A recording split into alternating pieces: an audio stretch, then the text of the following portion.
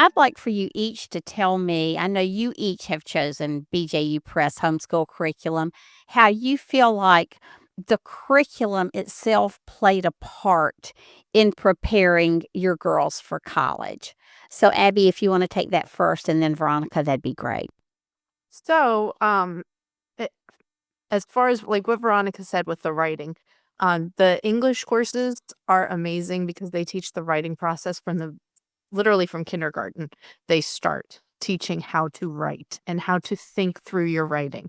So there's planning, there is sentence structure, there's grammar, like there's everything. So Emma is taking an English course this year and she has gotten 100% on every single writing assignment. And the only comments from her teacher are, "This is excellent. Excellent thought process. I can see your planning," like that kind of thing. And I was amazed because I was like, "Okay, it's a college course. There's got to be something that your teacher can teach you." And so far, it seems like Emma's just like acing the course, and it's amazing. Same with the math. Like the math is teaching such good critical thinking skills and comprehension skills that she is not struggling with these courses because she has been taught to think and not just memorize. So for me, that felt like the best way to prepare them. One of the things that I have always loved, that has been in the BJU Press Homeschool Curriculum from the very beginning, they've worked so hard to make it so homeschool friendly now, and we'll talk about that in a little bit. But even back in the 80s when I began using it, is the biblical worldview, which is second to none, the way I see it. And the other thing is that it just has so many opportunities to build those critical thinking skills. And if you talk to classroom teachers today, they'll say, "Oh, the dearth of critical thinking, I mean, is epidemic." So that's really important. What about you, Veronica? How did the curriculum do you feel like the curriculum played a part in preparing your daughter for college? Absolutely. I mean, the biblical worldview was like the top thing on our list as far as what we wanted. Whether we were sending our kids to school or homeschooling, that was going to be sort of the deciding factor. And but with BJU Press, it's funny because I used it as a student in a Christian school, so um, I was familiar with it from a student's perspective. I really felt well prepared going into college. Like Abby said with math, my daughter was a little bit scared going into one of her math classes because I don't know, just the phrase college algebra just made it sound scarier. And she came downstairs after doing her homework and she's like, "Mom, I learned all this. This isn't hard."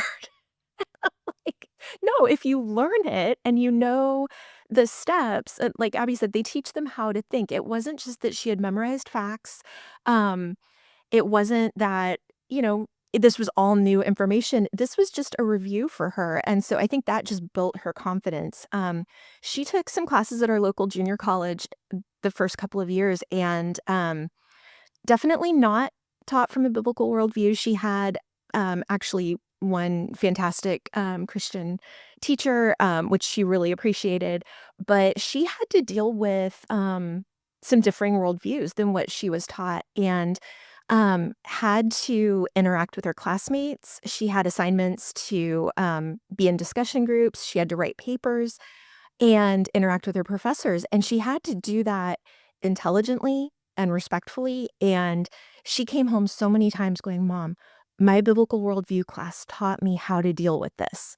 It taught me how to address these issues and talk through them with people." And she's like, "We don't agree," but she's like, "I'm not scared to tell people what I believe because I know how to do it." And I think hearing that was just it was so encouraging because she was taking what she had learned in high school, and really, that was her first challenge to her belief system, to her convictions, that she had really ever received, both in her classes and with some of her friends at work. And seeing her be able to coherently explain her beliefs, to defend her beliefs, and still remain friends with these people, for her teachers to, like Abby said, mark on her papers, you know, this is not scientific. This is not, but you explained it very well. Thank you for being respectful. She still got A's on those papers. So it wasn't like her belief system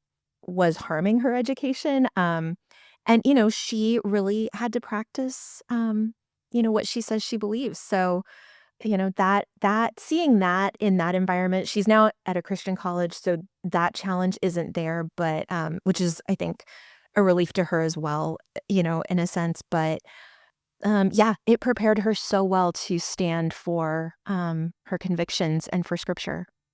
So, one of the reasons I wanted to start with you both here is I heard as a young homeschool mom, well, not real young because I didn't know anybody for a few years, but one of the first workshops I heard was beginning with the end in mind. And they said, "We want you to look at the end product of what you want your children to be like when they graduate from your home." I really wanted, the moms and dads who are listening and watching today to see the end result. So now we can go back and talk about where they are, because if you feel like your children for us as believers, we want our kids to leave home with their faith intact, and we want them to be able to walk through life and share their faith and not fall prey to the attacks of the culture. I mean, so that's number one. And both of your girls are there, and that's what we just wanted for our children. And number two, you want to see that they're prepared for where they're called to be, whether it's college, military, work, whatever it is.